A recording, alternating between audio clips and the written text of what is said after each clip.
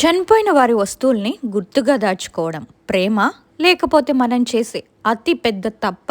మన పెద్దవాళ్ళు ఎప్పుడు చెప్తూ ఉంటారు, చనిపోయిన వారి వస్తువులు ఇంట్లో ఉంటే ఆ ఆత్మలు మళ్ళీ మళ్ళీ మన దగ్గరికే వస్తాయని. కానీ ఈ ఇన్సిడెంట్లో జరిగింది మాత్రం అంతకు మించి. అసలు తనకి సంబంధించిన ఆ వస్తువు ఏంటి? ఒక హాస్టల్లో ఉండే అమ్మాయి వస్తువు తిన దగ్గరికి ఎలా వచ్చింది? తన తల్లిదండ్రులు ఇల్లంతా వెతికినా దొరకని ఆ వస్తువును తను ఎక్కడ దాచాడు? అసలు ఇంతకీ ఆ ఆత్మ వచ్చింది ఆ వస్తువు కోసమేనా, లేక తన కోసమా? పూజారి గారు పూజ చేసి తనని బంధించేశారు కదా, మళ్ళీ ఆ ఆత్మ ఎలా బయటకు వచ్చింది? ఇవన్నీ కూడా తెలుసుకోవాలంటే మరి కథలోకైతే వెళ్ళిపోదాము. నిన్న ఈవినింగ్ నేను కమ్యూనిటీ పోస్ట్ పెట్టినప్పుడు అసలు దీని వీడియో పార్ట్ 1 టైటిల్ ఏంటి మీకు గుర్తుందా అంటే చాలా మంది కూడా కమెంట్స్లో చెప్పారు. అర్ధరాత్రి పూట మేడ పైన టెర్రస్ పైన ఒంటరిగా మీ లవర్తో కానీ ఎవరితోనైనా ఫోన్ మాట్లాడుతున్నారా? సంహిత మిస్టరీ, ఇది పార్ట్ 2. హైదరాబాద్లో జరిగిన ఇన్సిడెంట్. పార్ట్ 1 ఎవరైనా చూడకపోతే ఇదే వీడియోలో కింద డిస్క్రిప్షన్లో లింక్ ఇస్తాను, పార్ట్ 1ది చూడండి. తను వాళ్ళ ఇంటి టెర్రస్ పైన ఎక్కి వాళ్ళ లవర్తో అర్ధరాత్రి పూట అంటే మాట్లాడుకోవడం ముందే మొదలు పెడతారు. కాల్ ఎండ్ అయ్యేసరికి 12, 1, 2 అలా అవుతూ ఉంటుందన్నమాట. ఈ అబ్బాయి ఉండే వాళ్ళ ఇంటి ఎదురుగానే ఒక గర్ల్స్ హాస్టల్ ఉంటుంది. అందులో ఉన్న ఒక అమ్మాయి పేరే సంహిత. తన మిస్టరీనే పార్ట్ 1. తను చనిపోవడము, దయ్యమై ఈ అబ్బాయిని పట్టుకోవడము, అది ఇంట్లో వాళ్ళు తెలుసుకొని పూజారి గారి దగ్గరికి వెళ్ళి విడిపించడము అయిపోయింది. ఆ ఆత్మనైతే బంధించేశారు బయటికి రాకుండా. దాని తర్వాత తను మళ్ళీ వచ్చింది. అసలు ఎందుకు వచ్చింది, ఎలా వచ్చింది అనేది ఈ వీడియోలో తెలుసుకుందాం. దానికంటే ముందు మీ అందరూ కూడా ఈ వీడియోని ఖచ్చితంగా లైక్ చేసి మన ఛానల్ని ఇలాగే సపోర్ట్ చేస్తూ మీ అందరూ కూడా ఆదరిస్తారని ఆశిస్తున్నాను.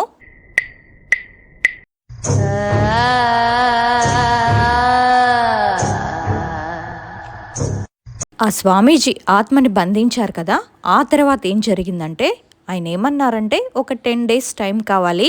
ఎందుకంటే తను రీసెంట్గానే కదా చనిపోయింది, పైగా కడుపుతో ఉంది, తన ఎనర్జీ కూడా చాలా ఎక్కువగా ఉంటుంది. నేను కొన్ని పూజలు చేసి తనని సముద్రంలో వదిలేసి వస్తాను అని చెప్పారు. దానికి వాళ్ళ ఇంట్లో వాళ్ళంతా ఏమనుకున్నారంటే, సో తీసుకెళ్ళిపోయారు కదా ఆయన, మాకింకా ఏం ప్రాబ్లం ఉండదులే అని అనుకున్నారు. ఇప్పుడు నేను మీతో చెప్తున్నదంతా వాళ్ళ అమ్మగారే నాతో చెప్పారు. ఆ తర్వాత తను 1 week బాగానే ఉన్నాడు. తనేంటంటే నా మీద చాలా ఎక్కువ ప్రేమ చూపించడం స్టార్ట్ చేశాడు. అయితే నేను కూడా ఇదంతా నార్మలేలే అనుకున్నాను. మేము బయటికి వెళ్ళిన ప్రతిసారి కూడా నువ్వు మా ఇంటికి రావచ్చు కదా అని అడుగుతూనే ఉండేవాడు.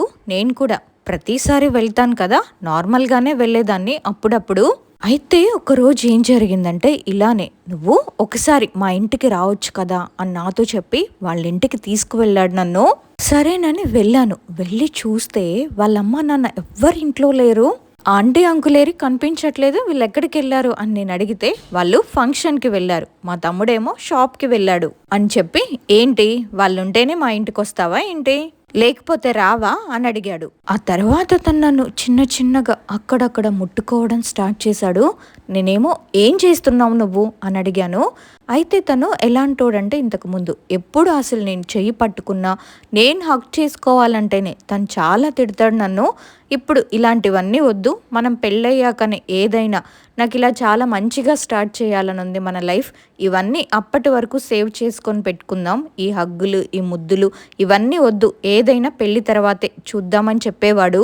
అలాంటి వాడు తను సడన్గా ఫిజికల్ అవుదామా మనం ఒకసారి అని ఆ రోజు నన్ను చాలా ఫోర్స్ చేశాడు. దాంతో నాకు కోపం వచ్చేసి నేను తనని కొట్టేసి నేను మా ఇంటికి వచ్చేసాను. ఆ తర్వాత నుండి తనే ఫోన్ చేసి సారీ చెప్తాడులే అనుకున్నాను. కానీ తన నుండి ఒక్క ఫోన్ కాల్ లేదు, ఒక్క మెసేజ్ లేదు, ఏమీ లేదు.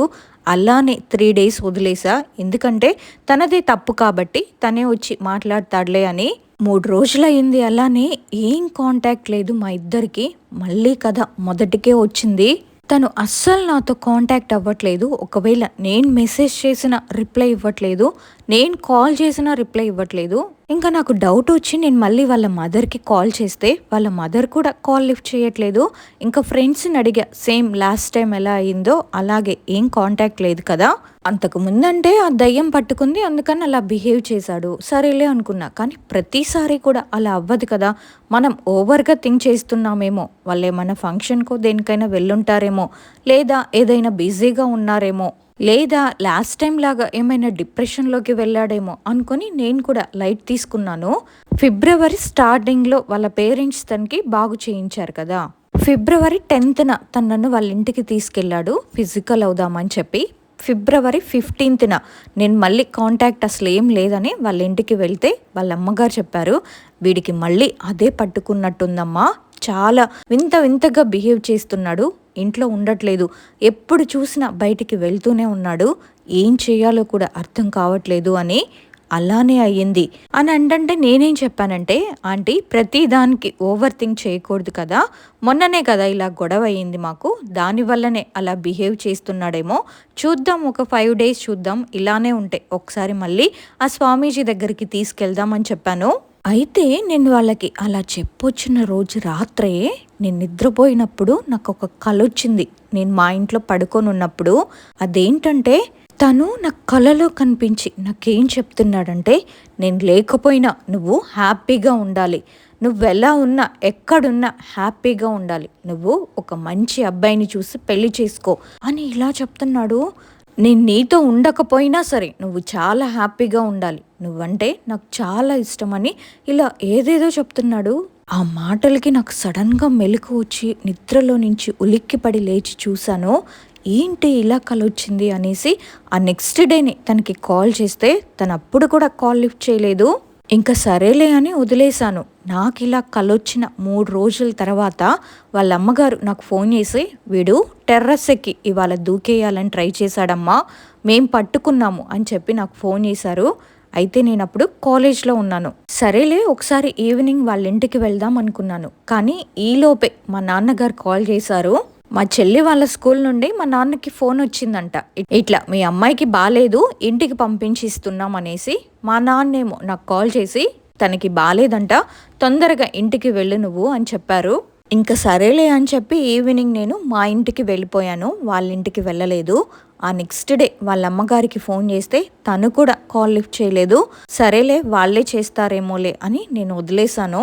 ఇంకా వాళ్ళ నుంచి ఏ రెస్పాన్స్ కూడా లేకపోయేసరికి ఆ తర్వాత నేనేం చేశానంటే, నేనే ఒక 1 week నాకు ఇంటర్న్షిప్ ఉంది, నేను కాలేజీకి వెళ్ళట్లేదు అని చెప్పి ఇంట్లో మా నాన్నతో చెప్పేశాను.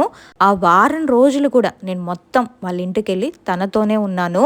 తను వాళ్ళ ఇంట్లో ఉన్నప్పుడు కానీ బయట కానీ ఎక్కడికి తీసుకెళ్ళినా కూడా తను నాకు అసలు ఏమీ రెస్పాండ్ అవ్వట్లేదు, సైలెంట్గా ఉంటున్నాడు.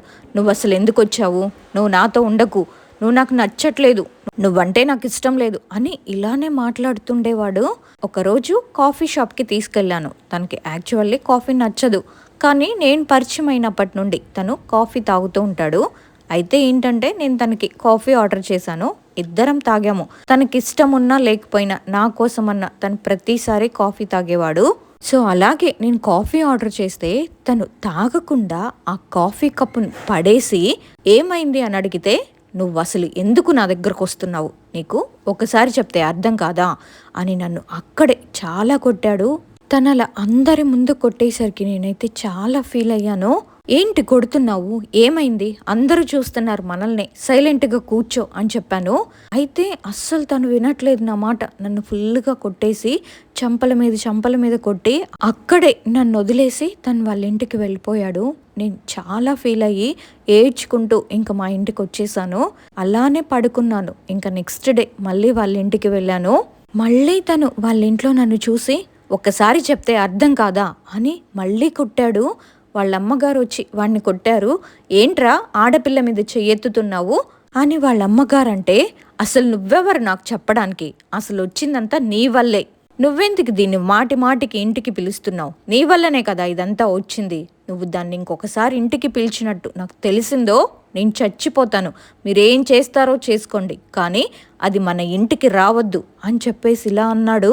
ఆ మాటలు విని నేను వాళ్ళ అమ్మ మధ్య తన మధ్య వాళ్ళిద్దరి మధ్య ఎందుకులే గొడవ పెట్టడం అని ఆ రోజు నుండి నేను వాళ్ళ ఇంటికి వెళ్ళడమే మానేశాను. వాళ్ళ అమ్మగారు ఫోన్ చేసి రమ్మన్నా కూడా నేను వాళ్ళ ఇంటికి వెళ్ళేదాన్ని కాదు, తనని జస్ట్ బయటికే తీసుకెళ్లేదాన్ని. బయటికి వెళ్ళిన ప్రతిసారి కూడా, నువ్వంటే నాకు ఇష్టం లేదు, నువ్వు నాకొద్దు, నువ్వెందుకు నన్ను ఇలా టార్చర్ చేస్తున్నావు, అది ఇది అని చాలా మాటలే అనేవాడు. ఆ తర్వాత ఒకరోజు మా ఫ్రెండ్ది బర్త్డే పార్టీ ఉంది. తను ఏమన్నదంటే, ఈవినింగ్ మనం ఇట్లా కెఫే లాగా ఒక రెస్టారెంట్కి వెళ్దామని చెప్పింది. నేను తనని అక్కడికి తీసుకెళ్ళాను.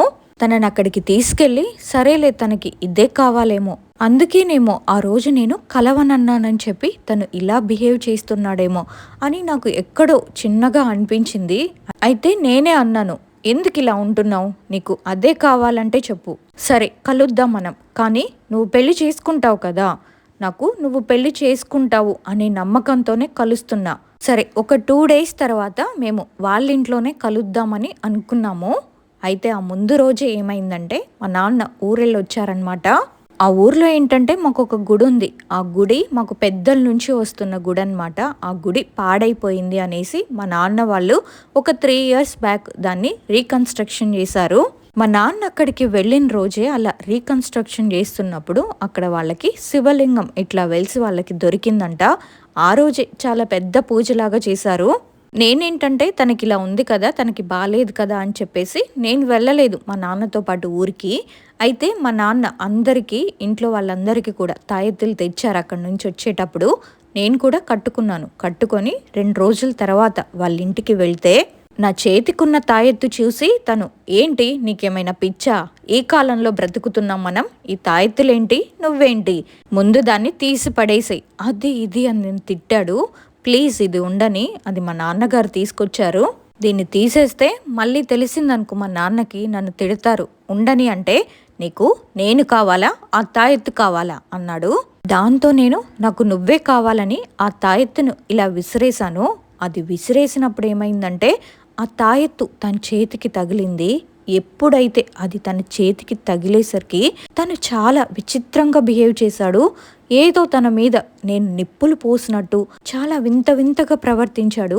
నాకెక్కడో చిన్న డౌట్ వచ్చి మా నాన్న ఫోన్ చేస్తున్నారని చెప్పేసి నేను వెంటనే ఇంట్లో నుండి బయటకు వచ్చేసాను. తను నా వెనకాలే వచ్చాడు, రోడ్డు మీదకి వచ్చేసాడు. రోడ్డు మీద అందరూ చూస్తున్నారని రా లోపలికి అన్నాడు. లేదులే మా నాన్నగారు ఫోన్ చేస్తున్నారు, నేను ఇంటికి వెళ్ళాలి ప్లీజ్ అని చెప్పేసి నేను అక్కడి నుంచి ఇంటికి వెళ్ళిపోయాను. నేను ఇంటికి వెళ్ళిన తర్వాత మళ్ళీ నాకు కాల్ చేశాడు. ఏంటి వెళ్ళిపోయావు ఇక్కడ నుండి, నాకు తెలుసు నువ్వు కావాలనే డ్రామాలు చేస్తున్నావు కదా, నువ్వు నాకొద్దు, ఇప్పటి నుండి నాకు ఫోన్ చేయకు అని అన్నిట్లో నన్ను బ్లాక్ చేసేసాడు. తను అలా బ్లాక్ చేసేసరికి నాకేం చేయాలో తెలియక నేను రోజు వాళ్ళ అమ్మగారికి ఫోన్ చేసేదాన్ని. ఆ తర్వాత ఒకరోజు వాళ్ళ అమ్మగారే నాకు కాల్ చేసి, అది మళ్ళీ వచ్చేసింది, వీడు వింత వింతగా బిహేవ్ చేస్తున్నాడు ఇంట్లో అని చెప్పింది. అసలు ఏమైందంటే మళ్ళీ రావడం ఏంటి అని అడిగితే, పొద్దున్నే నేను నిద్ర లేపినప్పుడు అలానే పడుకుంటున్నాడు తప్ప అస్సలు నిద్ర లేవట్లేదు. మధ్యాహ్నం అన్నం పెడితే కూడా మీరేంటి ఈ పిచ్చి పిచ్చి కూరలన్నీ వండుతున్నారు, నాకు నాన్ వెజ్ తెచ్చి పెట్టండి అంటున్నాడు. యాక్చువల్లీ తను మంగళవారం రోజు నాన్ వెజ్ తినడు. ఆ రోజు మంగళవారం అయినా సరే నాన్ వెజ్ కావాలని అడిగాడంట. దాంతో వాళ్ళమ్మకి ఇంకా డౌట్ వచ్చింది. ఇలానే జరుగుతుంది రోజు ఇంట్లో, సేమ్ ఇష్యూస్, ఇంట్లో వాళ్ళని తిట్టడం. వాళ్ళకి అర్థమైపోయింది మళ్ళీ తను వచ్చేసింది అని. ఆల్మోస్ట్ మొత్తానికి కన్ఫర్మ్ అయిపోయింది.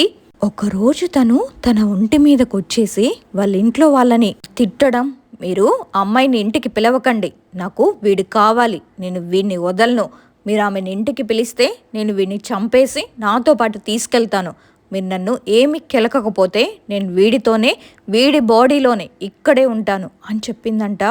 ఇంకిలా అయితే కుదరదని చెప్పేసి వాళ్ళ ఇంట్లో వాళ్ళు ఆ స్వామీజీకి కాల్ చేశారు. కాల్ చేస్తుంటే ఎవ్వరు కాల్ లిఫ్ట్ చేయట్లేదు. ఇంకా సర్లే అనేసి వాళ్ళే ఆ స్వామీజీ దగ్గరికి వెళ్ళారనమాట. అక్కడ వాళ్ళ కొడుకు ఉంటాడు కదా, ఆయన ఏం చెప్పాడంటే, మీ ఇంటికి వచ్చిన 5 రోజులకే మా నాన్నగారు చనిపోయారు అని చెప్పాడు.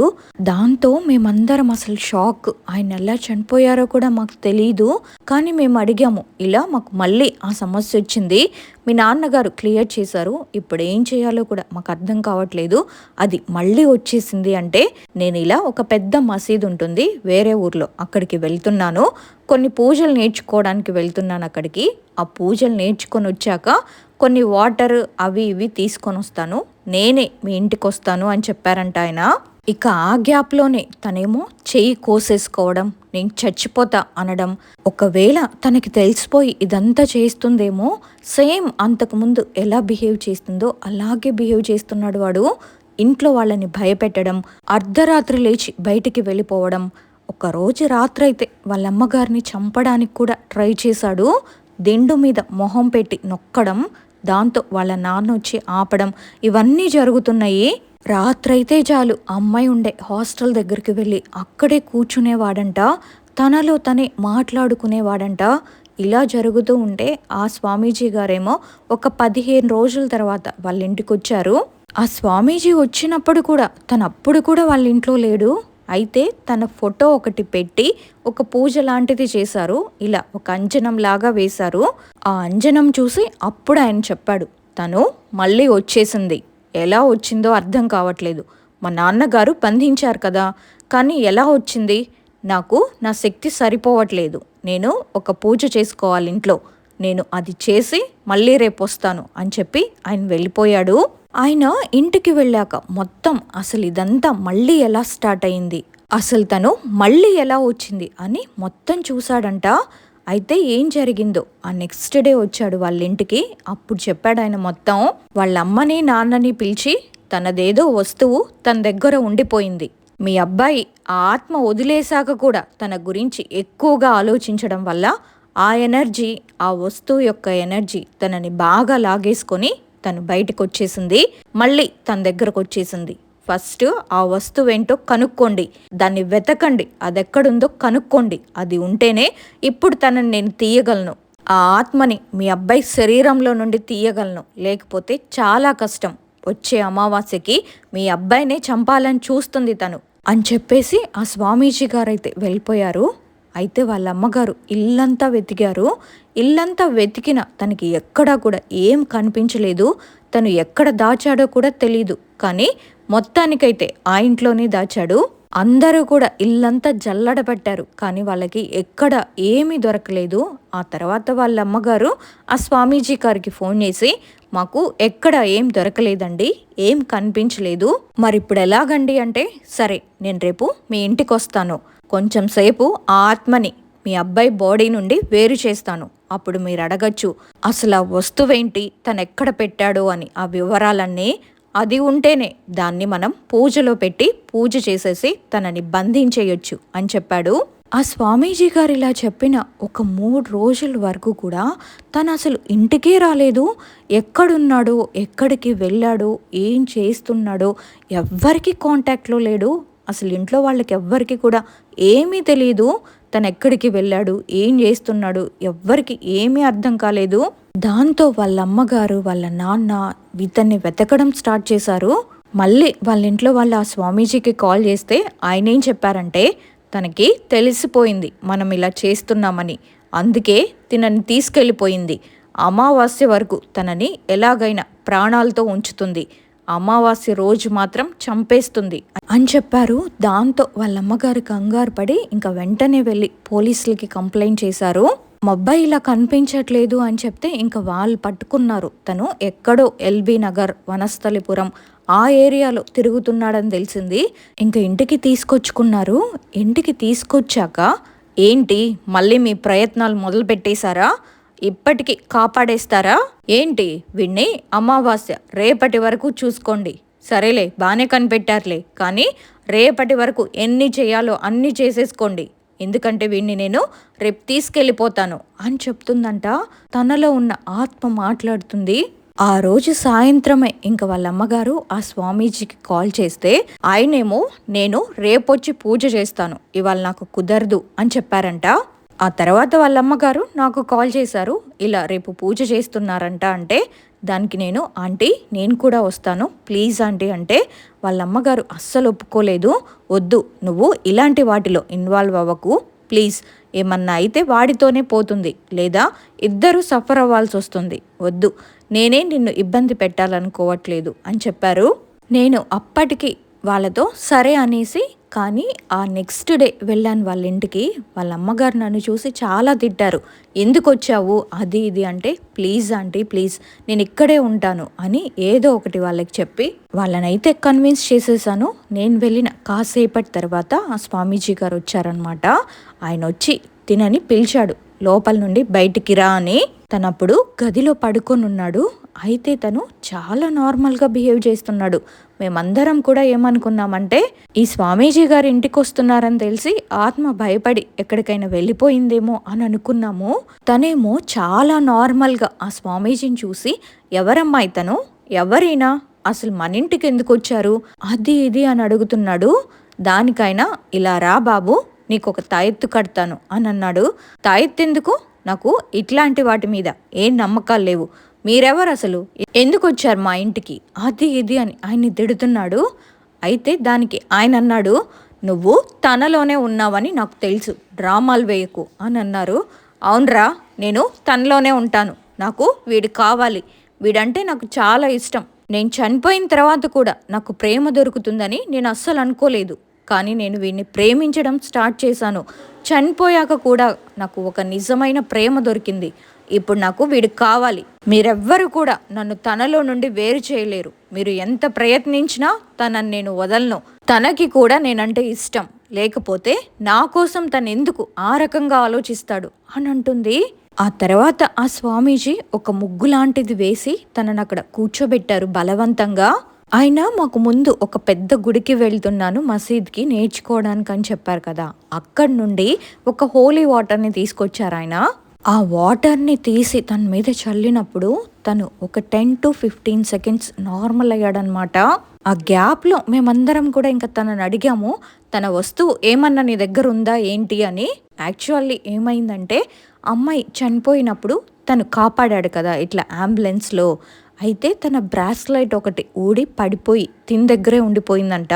అది యాక్చువల్లీ గోల్డ్ బ్రాస్లైట్. వాళ్ళ రిలేటివ్స్ ఎవరైనా వస్తే, అంటే రూమ్ వెకేట్ చేయడానికైనా తన బట్టలు తీసుకెళ్ళడానికైనా ఎవరో ఒకళ్ళు వస్తారు కదా. అయితే తను ఏమనుకున్నాడంటే ఎవరో ఒకళ్ళు వస్తారులే అప్పుడు మనం ఇచ్చేద్దామని తను తన దగ్గరే పెట్టుకున్నాడు. తను చేసిన తప్పేంటంటే, మేము ఫస్ట్ టైం ఆ ఆత్మ నుంచి విడిపించినప్పుడే తనకి ఇంకా బాగైపోయిందని వాళ్ళ అమ్మగారు తనకు అసలు ఏం జరిగిందో మొత్తం చెప్పేశారు.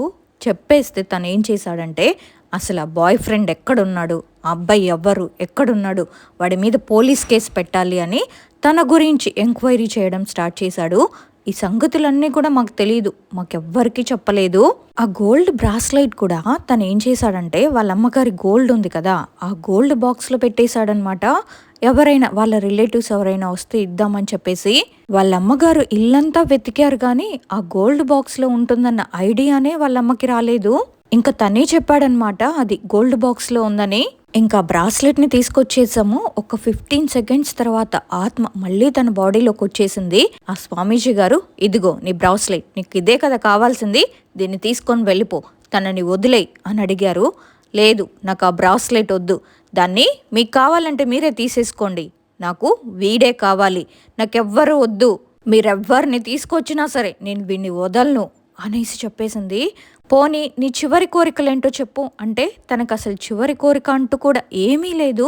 మేమేమనుకున్నామంటే, నీ బాయ్ ఫ్రెండ్ని ఇక్కడికి పిలిపించమంటావా, తనతో మీరేమైనా మాట్లాడుకుంటున్నారా, లేదా వాడికి ఏమైనా శిక్ష పడాలనుకుంటున్నారా, ఏమన్నా చెప్పండి, మీకు ఏదో ఒక కోరిక ఉంటుంది కదా చివరి కోరిక అని నేను అడగడం స్టార్ట్ చేశాను.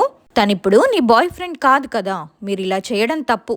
మీ బాయ్ ఫ్రెండ్ కదా మిమ్మల్ని మోసం చేసింది, తను కాదు కదా మీ చావుకి కారణమైంది. మీరు తన దగ్గరికే వెళ్ళండి, ఎందుకు తినని ఇంత టార్చర్ చేస్తున్నారు, మీకేమైనా కోరికలుంటే చెప్పండి, ఇలా కేసు ఏమైనా ఫైల్ చేయాలా, మేం తనకి శిక్ష పడేలా చేస్తాము, కాకపోతే మా దగ్గర ప్రూఫ్స్ ఏమీ లేవు, మీ దగ్గర ఏమైనా మీరు దాచుకున్న ప్రూఫ్స్ ఏమైనా ఉంటే మాకు ఇవ్వండి, మేమిద్దరం కూడా వెళ్ళి కేసు పెడతాము అంటే తను నా మీద గట్టిగా అరిచేశాడు. నువ్వసలు మాట్లాడకు, ఎవరివి నువ్వసలు, ఎందుకు వచ్చావు, వీళ్ళంటే అమ్మా నాన్న వీళ్ళు ఉన్నారు వాడి కోసం, అసలు నువ్వెవరివి, నువ్వెందుకు వీడి వెనకాల పడుతున్నావు, వీడికి నువ్వంటే ఇష్టం లేదు, వీడికి నేనంటేనే ఇష్టం, ఎప్పుడు నా గురించే ఆలోచిస్తున్నాడు, నీ గురించి కాదు, నువ్వు ముందు ఇక్కడి నుంచి వెళ్ళిపో, నువ్వు నా కళ్ళ ముందు కనిపిస్తే నేను నిన్ను చంపేస్తాను, నిన్ను చూస్తేనే నాకు అసలు ఒళ్ళు మండిపోతుంది అని అన్నాడు. దానికి నేను, తనే నీ బాయ్ ఫ్రెండ్ కాదు కదా, నువ్వెందుకు ఇలా చేస్తున్నావు అని అడిగితే, అసలు నీ వల్లనే కదే ఇదంతా వచ్చింది, ఫస్ట్ నేను నీ బాడీలోకే రావాలనుకున్నాను, నీ బాడీలోనే సెటిల్ అయిపోదాం అనుకున్నాను, అప్పుడైతే నేను తనతో లైఫ్ లాంగ్ ఉండొచ్చు కదా, కానీ మీ ఇంట్లో ఉన్న ఏదో శక్తి నన్ను ఆపింది, నన్ను ఆ దరిదాపులకు కూడా రానివ్వలేదు, బయటన్నా ప్రయత్నిద్దామంటే బయట నువ్వేమో ఎక్కువసేపు ఉండవు. అందుకే ఆ రోజు వాడు నిన్నలా కనీసం అలా చేస్తే అన్నా, అదే ఫిజికల్‌గా అవ్వడం. అలా చేస్తేనన్నా నువ్వు వాడిని వదిలేసి వాడిని అసహ్యించుకొని వెళ్ళిపోతావని అనుకున్నాను. కానీ అదే ముందు రోజు నువ్వు తాయెత్తు కట్టుకొనొచ్చావు. దానివల్లే నేను అప్పటి నుండి ఇక నీతో పెట్టుకుంటే వర్కౌట్ అవ్వదని నేను తన బాడీలోనే ఉండిపోదామని అనుకున్నాను. నువ్వు ముందు అసలు ఇక్కడి నుంచి వెళ్ళిపో. నిన్ను చూడడం కూడా నాకు ఇష్టం లేదు అనంది. అప్పుడు నాకు అర్థమైంది ఏంటంటే ఆ రోజు అందుకే ఆ కళ నాకు అలా వచ్చేసింది అని. అయితే ఆ స్వామీజీ గారు ఏం చెప్పారంటే, తప్పమ్మా, ఇది కరెక్ట్ కాదు. వాళ్ళిద్దరికీ కూడా ఒకళ్ళంటే ఒకరికి చాలా ఇష్టం. ఫస్ట్ నుండి ఆ అమ్మాయే తనతో కలిసుంది. నువ్వు ఇంత చేస్తున్నా, తను ఎంత సఫర్ అవుతున్నా తనని ఆ ట్రామాలో నుండి తనే బయటికి తీసుకొస్తుంది. నువ్వేమో ప్రేమిస్తున్నానంటున్నావు, తనంటే ఇష్టం అని చెప్తున్నావు, కానీ తనని ఇలా టార్చర్ చేస్తున్నావు. ఇష్టమైన వాళ్ళు ఎవ్వరూ ఇలా చేయరు అని ఆ స్వామీజీ గారు అడిగితే, తనేమో నేను ఆల్రెడీ ఒక ఎదవని ఇష్టపడ్డాను, వాడేమో నన్ను నమ్మించి మోసం చేశాడు, కానీ తిను అలా కాదు, నాకు న్యాయం జరగాలని చూస్తున్నాడు. ఆ కుక్క ఎక్కడున్నాడో వెతుకుతున్నాడు నా కోసం. నాకు ఆ కుక్కతో సంబంధం లేదు, వాడేమైపోయినా నాకు పర్లేదు. దేవుడనే వాడుంటే వాడికి చూపిస్తాడు నాకు చేసిన అన్యాయానికి. నాకు తినే కావాలి అని చెప్పి తనైతే చాలా ఫైట్ చేసింది ఆ రోజు. నాకైతే అసలు చాలా బాధ అనిపించింది. నేను ఆ రేంజ్లో ఫైట్ చేసుంటే నాకు తను అసలు ఇంత దూరం వచ్చేది కాదేమో. తనని నేను అసలు నిజంగానే లవ్ చేస్తున్నానా అన్న డౌట్ నాలో క్రియేట్ చేసింది తను. అది అలా ఫైట్ చేయడం చూసి నాకు ఇంకా ఏడుపు వచ్చేసింది. ఏడుస్తూ ఇంకా వాళ్ళ అమ్మగారితో అదే చెప్పాను నేను. తను అంతగా తన కోసం ఫైట్ చేస్తుంది కదా, నేను కూడా అలా చేసుంటే అసలు ఇంత దూరం వచ్చేది కాదేమో ఆంటీ. తను గొడవ పడ్డ ప్రతిసారి నేను వదిలేసి తనే వస్తాడేమోలే అని ఎదురు చూస్తూ ఉండేదాన్ని. అప్పుడే నేనేదో ఒకటి మాట్లాడి ఉంటే అప్పుడే నాకు తెలిసిపోయేది, అప్పుడే తీపించే వాళ్ళం మనం అని ఏడుస్తున్నాను. వాళ్ళ అమ్మగారేమో నన్ను కన్సోల్ చేస్తూ, నువ్వేం చేయలేదులే, నువ్వు చాలా మంచిదానివి, తను అలా మాట్లాడుతుంది, నువ్వు తన మాటను పట్టించుకోకు, నీలాగా వాణ్ణెవ్వరూ చూడలేరు అని చెప్పింది. ఇంకా ఎంతసేపటికి తను వదలట్లేదని ఆ బ్రాస్లెట్తో ఆయన పూజ చేయడం స్టార్ట్ చేశాడు. ఇంకా తను చాలా రిక్వెస్ట్ చేసింది, వద్దు, తనని నా దగ్గర నుండి వేరు చేయకండి, ఈ ఒక్కరోజు నన్ను వదిలేయండి అని. ఆ ఆత్మ యాక్టింగ్ చేస్తుందని ఆ పూజారి గారికి అర్థమైపోయింది. రేపు ఒక్కరోజే వదిలేస్తే ఆ రోజే అమావాస్య, నువ్వు ఈరోజు రాత్రికే, ఇప్పుడు నిన్ను వదిలేస్తే ఈరోజు రాత్రికే తనని నువ్వు చంపి తీసుకెళ్ళిపోతావు అని చెప్పేసి అన్నాడు ఆయన. ఇంకా పూజ చేయడం స్టార్ట్ చేశారు. ఆ పూజ చేసి తనని బంధిస్తున్నారన్న టైంకి తనేమో తనకి నేనంటే చాలా ఇష్టం, ఎప్పటికీ నేను తననే ఇష్టపడుతూనే ఉంటాను, తను హ్యాపీగా ఉంటే నాకు అదే చాలు అని చెప్పేసి ఆయన తనని బంధించేశారు. తీసుకెళ్ళి ఈసారి పెద్ద పూజ లాంటిది చేసి ఆత్మని శాశ్వతంగా సంథింగ్ ఏదో చేశారు, మాకు అదంతా తెలీదు, ఇంకా రాదు అని అయితే మాతో చెప్పారు. ఇది జరిగిన ఒక 4-5 రోజుల తర్వాత మేమందరం మళ్ళీ మసీద్కి వెళ్ళాము. అసలు ఏంటి మొత్తం కనుక్కోవడానికి ఏమైంది అని. ఆ బ్రాస్లెట్ తన దగ్గర ఉండేసరికి ఆ ఎనర్జీ చాలా తనని ఇటువైపుకి లాగేసి ఏమైందంటే వాళ్ళ నాన్నగారిని కూడా చంపేసింది. ఆ ఆత్మనేనంట తనని బంధించారని. ఆ స్వామీజీ వాళ్ళ నాన్నగారిని తను ఇలా బాయ్ ఫ్రెండ్ని వెతకడం, ఇలా తిరగడం, తనకి ఏదో ఒక న్యాయం జరగాలని తను బాధపడడం, తను ఇలా చేస్తుండేసరికి చనిపోయిన తర్వాత కూడా ఆ ఆత్మకి ప్రశాంతత అనేదే లేదంట. వీడింకా నన్ను ఇష్టపడుతున్నాడు, వీడు నా గురించి ఎక్కువగా బాధపడుతున్నాడు, నా గురించి ఎప్పుడూ ఆలోచిస్తున్నాడు అని తన గురించి ఎక్కువగా ఆలోచించడం వల్ల తను మళ్ళీ వచ్చేసింది.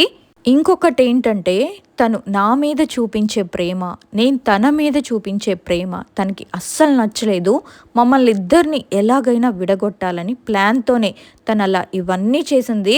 యాక్చువల్లీ తను బయట పడకూడదు అనుకుంది, కానీ మా ఇంటికి తను ఎందుకో రాలేకపోయిందంటే చెప్పాను కదా ఇలా మా ఊర్లో గుడి ఉందని. అలా మేము గుడి కట్టడం వల్లే మాకు ఆ పాజిటివ్ ఎనర్జీ అనేది, ఆ దైవశక్తి అనేది మా ఇంట్లో చాలా ఎక్కువగా ఉంది. తను అసలు నా దరిదాపుల్లో కూడా రాలేకపోయింది. ఎందుకంటే మా కులదైవం మేం కట్టించిన ఆ శివుడి గుడి మా వెనకాలే ఉన్నారని ఆ స్వామీజీ గారు చెప్పారు. ఫిబ్రవరి మొత్తం కూడా ఇదే జరిగింది. ఇంకా మార్చ్ మొత్తం తను ఎలా అయిపోయాడంటే చాలా వీక్ అయిపోయి ఇంకా హాస్పిటల్లో అడ్మిట్ అయ్యాడు. సెలైన్స్ ఇదే సరిపోయింది. చివరికి నేనేమో రోజు హాస్పిటల్కి, వాళ్ళ అమ్మగారికి అంత హెల్త్ కూడా బాగోదు. ఇంకా రోజు నేనే ఇంట్లో ఫుడ్ కుక్ చేసుకొని రోజు హాస్పిటల్కి తీసుకెళ్ళి నేనే అక్కడ ఎక్కువ శాతం హాస్పిటల్లో ఉండేదాన్ని. మొత్తం నేనే చూసుకునేదాన్ని. తను అప్పుడు కూడా ఆ నీరసమో ఏంటో తెలియదు కానీ నాతో పెద్దగా మాట్లాడేవాడు కాదు. నేను ఇంటికొచ్చి ఫుల్గా ఏడ్చేసేదాన్ని. అసలు ఎక్కడ తప్పు చేశాను నేను? నా ప్రేమ ఎక్కడ తక్కువైంది? తను అంత ఫైట్ చేసింది ఎందుకు? అసలు తనే కరెక్టా? తనకి నేను కరెక్ట్ కాదా అని ఒక డౌట్ నాలో రైజ్ అయ్యింది. ఇలానే రోజులైతే గడుస్తూ ఉన్నాయి. ఒకరోజు మా పెద్దనాన్న వాళ్ళ అబ్బాయి నన్ను హాస్పిటల్ నుండి బయటికి రావడం చూసేశాడు. అంతే, ఇంట్లో చెప్పేశాడు. ఇంకా ఇంట్లో మా నాన్న అడిగారు నన్ను. నేను కూడా ఇంట్లో చెప్పాను, ఇలా నాన్న సంగతి అని చెప్తే వాళ్ళది తక్కువ కులం, ఆ అబ్బాయిని నువ్వు ఎలా లవ్ చేస్తావు? అసలు మేము ఒప్పుకోము పెళ్ళి అది ఇది అనేసి ఒక 3-4 డేస్ నన్ను ఇంట్లోనే బంధించేశారు. నా ఫోన్ కూడా తీసేసుకున్నారు. అయితే నేనేం చెప్పానంటే, సరే నాన్న నేను తనని వదిలేస్తానులేండి, నన్ను ఇంటర్న్షిప్కి వెళ్ళనివ్వండి అని అలా అన్నాను. అలా చెప్తే అన్న బయటకు వెళ్ళొచ్చు అనేసి నేను నా ఫోన్ తీసుకొని అలానే రోజు వాళ్ళ ఇంటికి వెళ్ళేదాన్ని. మా ఇంట్లో ఫుడ్ కుక్ చేయడం అంతమందికి కుదరదు అనేసి వాళ్ళ ఇంటికి వెళ్ళి వాళ్ళ అమ్మగారికి హెల్ప్ చేసి ఆ ఫుడ్ని తీసుకొని హాస్పిటల్కి వెళ్ళేదాన్ని. ఒక 15 రోజుల తర్వాత తనని హాస్పిటల్ నుంచి డిశ్చార్జ్ చేశారు.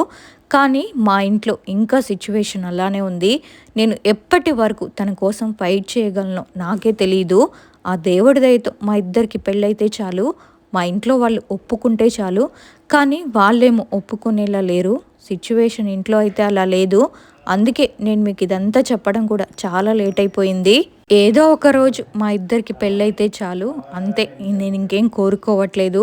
ఇది మాకు జరిగిన ఇన్సిడెంట్. సో విన్నారు కదా, మెయిన్గా తను చేసిన పొరపాటు ఏంటంటే పదే పదే తన గురించి ఆలోచించడం, తనకి ఎలాగైనా న్యాయం చేయాలని, అసలు వాడెవడో కనిపెట్టాలని వాడి కోసం తిరగడం. ఒక్క చిన్న పొరపాటు, ఒక్క చిన్న వస్తువు తన జీవితాన్ని ఎలా మలుపులు తిప్పిందో. ఈ ఇన్సిడెంట్ నుంచి మెయిన్గా మీరు నేర్చుకోవాల్సింది ఏంటంటే, ఫస్ట్ది తెలియని వ్యక్తుల వస్తువులను మన దగ్గర ఉంచుకోవడం ఎంత ప్రమాదకరమో ఈ ఇన్సిడెంట్ వింటే అర్థమవుతుంది. రెండోది ఏంటంటే, ప్రేమ అనేది ఎదుటివారి క్షేమాన్ని కోరుకోవాలి కానీ వారిని హింసించేదిగా ఉండకూడదు. ఆత్మ తనది ప్రేమ అని అనుకుంది, కానీ అతను తన మీద చూపించినది జాలి మాత్రమే. అది ప్రేమ అనుకొని ఒక మొండి పట్టుదలతో తనని పట్టుకొని హింసించింది. ప్రేమ వేరు, ఆ వ్యక్తి మీద జాలి పడడం కూడా వేరు. అది కూడా పడద్దు అని ఇన్సిడెంట్ వింటే మీకు అర్థమవుతుంది. ఇంకా ఫైనల్గా లాస్ట్ది ఏంటంటే, ఇలాంటి క్లిష్ట పరిస్థితుల్లో కూడా మన సబ్స్క్రైబర్ తను ప్రేమించిన వ్యక్తి కోసం తను చూపించిన ధైర్యం, తన ప్రేమ కోసం చేసిన పోరాటం అసలు నిజంగా గ్రేట్. వాళ్ళ నాన్న తన ప్రేమని వ్యతిరేకిస్తున్నా సరే తనని బంధించిన లోపల పెట్టి తను ప్రేమించిన వాడు సమస్యల్లో ఉన్నాడని అర్థం చేసుకొని వాళ్ళ ఫ్యామిలీకి, వాళ్ళ కుటుంబానికి అండగా నిలబడింది. ప్రస్తుతానికి ఆత్మనైతే బంధించారు, వాళ్ళ ఆరోగ్యం కూడా కుదుట పడుతుంది. కానీ మన సబ్స్క్రైబర్ కోరుకున్నట్లుగా వాళ్ళిద్దరి పెళ్ళికి ఇంట్లో వాళ్ళు కూడా త్వరలోనే అంగీకరించాలని, వాళ్ళు సంతోషంగా ఉండాలని మనమందరం కూడా కోరుకుందాం. సో అదండి సంగతి. విన్నారు కదా, ఈ ఇన్సిడెంట్ విన్న తర్వాత మీ అభిప్రాయం ఏంటో కామెంట్ సెక్షన్లో తప్పకుండా నాకు తెలియజేయండి. మరి ఇలాంటి ఇన్సిడెంట్స్ మీకు కానీ లేదా మీ చుట్టుపక్కల వాళ్ళకి ఎప్పుడైనా ఎదురయ్యాయా? అవి మాతో షేర్ చేసుకోవాలనుకుంటే నాకు ఇన్స్టాలో మెసేజ్ కానీ లేకపోతే మెయిల్ కానీ పంపించండి. మరిన్ని ఇంట్రెస్టింగ్ రియల్ హారర్ స్టోరీస్ కోసం మన ఛానల్ని సబ్స్క్రైబ్ చేసుకోవడం మాత్రం మర్చిపోవద్దు. మరొక ఇంట్రెస్టింగ్ రియల్ హారర్ ఇన్సిడెంట్తో మళ్ళీ కలుద్దాం. అంతవరకు మీరు కూడా జాగ్రత్తగా ఉండండి. Bye bye.